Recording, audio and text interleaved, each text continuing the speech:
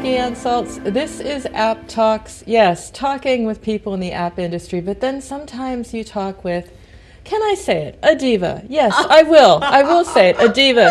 Gessica Bicego. Oh my God. We have known each other forever. Yes, it's crazy. 7 years minimum, if not more, because I think we knew each other even before that. Yeah, that's and crazy. met at this event. And I can remember that very well because I interview, in fact, I'll tell you a little story, very quick.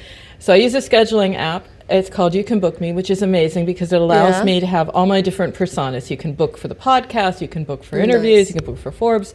It lets me do that, right? It's made for small business. Anyway, they gave me a badge recently and they said, hey, you know, you've been our user for 7 years, probably, about that. Wow. And they said they did the math, and if you look at all my appointments and you spread it out, it means I've been talking to a person a day, 5 days a week for 7 years. Okay, that's insane. So Best user ever. I love my, and yeah, they're giving me a t-shirt actually. I'm a power user. But the point of the little anecdote was that I talked to a ton of people.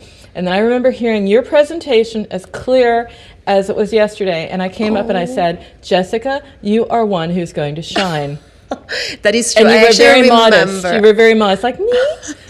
Me? Will I shine? And look at you today. Fractional CMO, which means you are CMO for hire. It's like being gun for hire. And I know you know your stuff because you have such a track record. So you are bringing all of that wisdom to Ahead. What is Ahead? Thank you so much. Also, you are my biggest cheerleader, and I love that.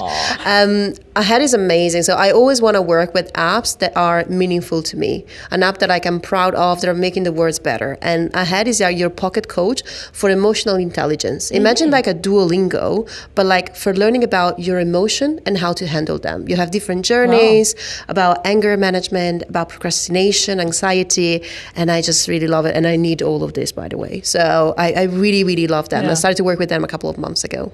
Excellent, excellent. And that means you bring all of what you've been doing to it. So it's about personalization, it's about the different channels. I remember you at Blinkist, you were the only, you were like one of the very first, is like podcasts and CTV, and people were like, you landed from another dimension.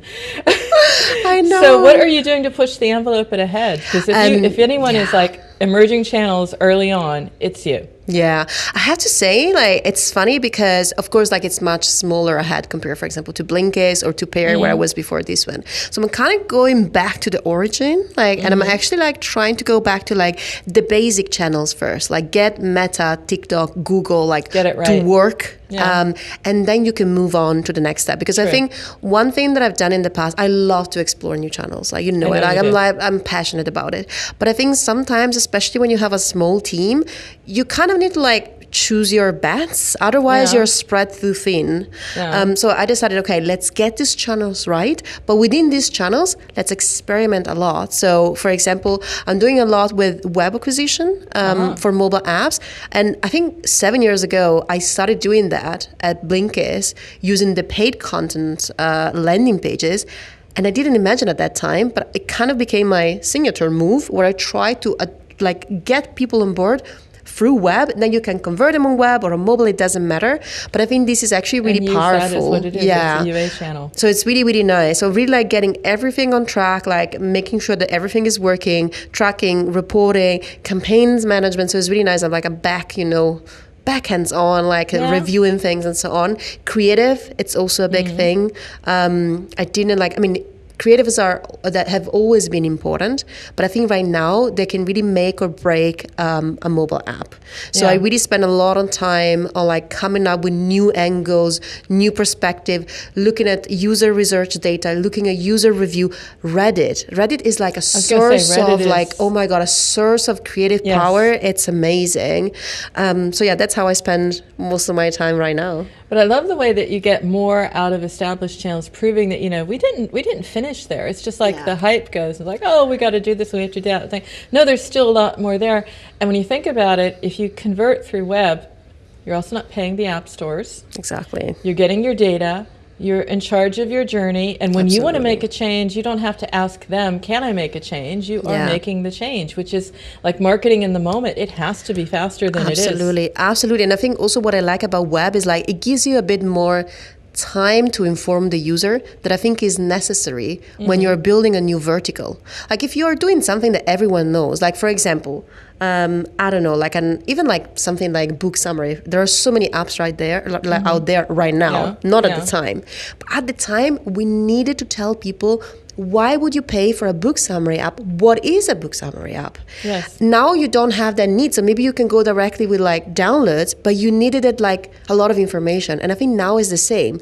I think about paired. I think about ahead. Like these are new things. People are now used to actually have a therapy pocket coach. They're not used to have an app to learn how to communicate with their partner. So there's more information that needs to be given.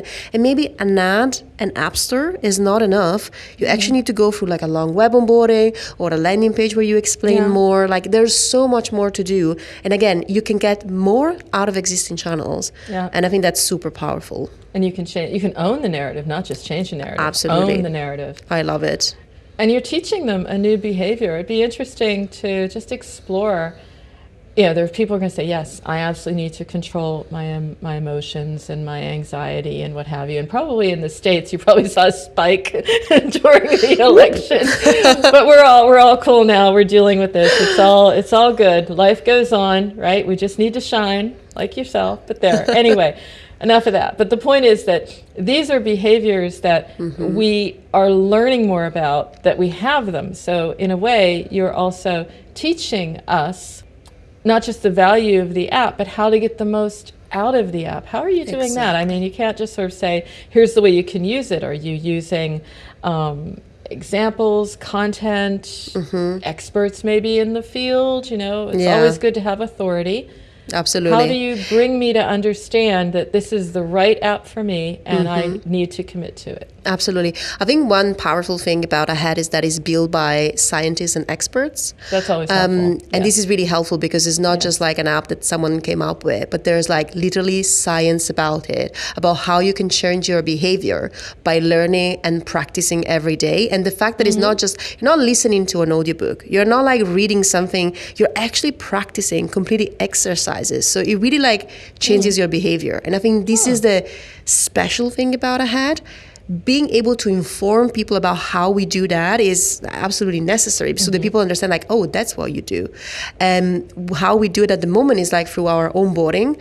We're experimenting both with the web onboarding, but also with the app onboarding, trying to actually first do kind of an assessment like, hey, where are you thriving? Where do you need a little bit more guidance? And then show them, give them like something like an aha moment. You're like, oh, that's what it is. That's what I need. And then show them like a preview of content on like what they can expect. And then of course, like offering a trial where they can try out for themselves and see what the product will bring to them. But again, for me, the onboarding is the key. And it's so funny because literally 2 years ago, when you were talking with Apple, they would be like, the onboarding needs to be short. It needs to be like, maybe they're still saying that. And I'm like, no, it doesn't matter. The onboarding needs to be as long as you need to connect, inform, build trust, and so on, explain what you're doing. So I really, really love this shift from like short onboarding, like give me your email, whatever, to like I create empathy. That's amazing. Good. Because that is true. It was like, cut to the chase, get them to commit. Let's get that credit card out. And it's like, that is not enough time and enough ways to prove your value. I mean, as a subscription app, what chance do you have? It's almost like a pitch. Exactly. It's like 30 seconds. What do I know about you in 30 seconds, right? Absolutely. I feel you. And then I think also like it's really important, like with that, of course, like to always experiment with the paywall, with the offer that you make, making sure that there's like a way for user to try it out. But again, you really need to follow the trends and hopefully to be also like a pioneer. I mean, if you remember the Blinkist paywall, it became the paywall that everyone was using with like the 7 days free trial, the explanation. Yeah. And I remember at the time I was there when we did it, we thought like, as a marketer, I thought like, oh, is this really gonna like push our numbers? And I remember the designer was responsible for this. She was like, yes, because this is what users ask. So I believe in this experiment. And it actually worked, and now everyone is using it. And now you can see things are changing. There's like, I noticed a lot of people have the toggle paywall now. So you can choose if you want to have the free trial or not the free trial. This is something that a lot of apps are, using. And I think it's really important to be fast, test things out right away. Yeah. If it's working, maybe it's not working, but like test it out. Yeah. That was also another thing in tests was like, remember when it was like, remove friction. It's now like, no, you have to earn things too. Exactly. So you have to introduce different types of journeys. I mean, is that what you're doing as well? I mean, you're focused on the basics, but to what extent are you trying to find like the journey, or are you still trying to customize it, personalize it out as well? So you're going like in the depth, but also in the breadth. Because we just started to work together as well. At the beginning is like, you just have to go in. Yeah. You have to dissect every little piece and try to understand, okay, where do I need to put my resources and my time and the company's resources and time? Get the basic right, and then you decide like where do you move. So at the moment, in terms of like journey, we still like we personalize marketing channels, we personalize the journey that will bring you into the product, and also when you're coming into the product, everything is personalized. That, to be honest, for me is the baseline. I know that a lot of apps are not doing that, but like you need to do it. It changes everything, because then I feel like you're speaking to me. How many segments do you look at? Because it's also a tricky one, right? It needs to be balanced. It needs to be balanced. You'll be overextending yourself. Absolutely. I actually did a lot of study this year at Blinkist. At Paired. I got confused because we were trying to do like a segmentation work. And I was trying to understand, like, okay, who are our segments? Like, and you can segment your users in a million different ways. Yeah. So a Paired is an app for couples. So you could look at the age. You can look at how long they've been together. You can look if they have kids or no kids. Do they live together or not live together? Which problems do you have? Like, you can literally go insane and create like 15 segments. And actually, what is interesting is that we decided to do the segmentation with an agency first.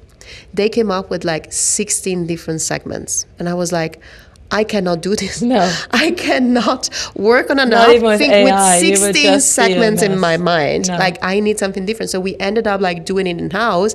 And we kind of like trying to look at like what are the elements that really changes the segments. Is it how long they've been together? Is it the kids? Okay. Do kids change everything? And I think it's the same for a head. What is that element that changes everything? Is it the age, or is it the journey that they're in? So for example, are they looking for anger management or anxiety? Or is it their use case and situation? I'm a busy toddler mom and I lose my shit sometimes, right? So how do you target? So again, there's no perfect way. I think if you go to 5 different people, they give you 5 different segments. It's about finalizing. For me, the best way is to have 1-2 maximum segments that are your core ones. Everything else is a nice add-on, but like you really concentrate on 2. Yeah.